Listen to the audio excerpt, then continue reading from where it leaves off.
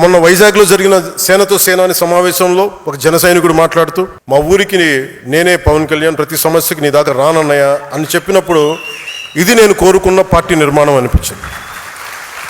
విజయనగరంలో హుస్సేన్ అని ఒక ముస్లిం యువ జన సైనికుడు కార్పొరేటర్గా పోటీ చేశాడు. ఓడిపోయినా సరే అక్కడ ప్రజా సమస్యల పరిష్కారానికి కార్పొరేటర్ కంటే ఎక్కువగా కృషి చేస్తూ ప్రతి మంగళవారం ఒక సమస్యను అధికారుల దృష్టికి తీసుకెళ్లి పరిష్కరిస్తున్నాడు. అందుకే అతన్ని మంగళవారం హుస్సేన్ అంటారు. హుస్సేన్ లాంటి పోరాట స్ఫూర్తి ఉన్న వ్యక్తికి ఒక ఆయుధం ఇస్తే ఇంకా బలంగా పోరాడతాడు. ఆ ఆయుధమే జనసేన.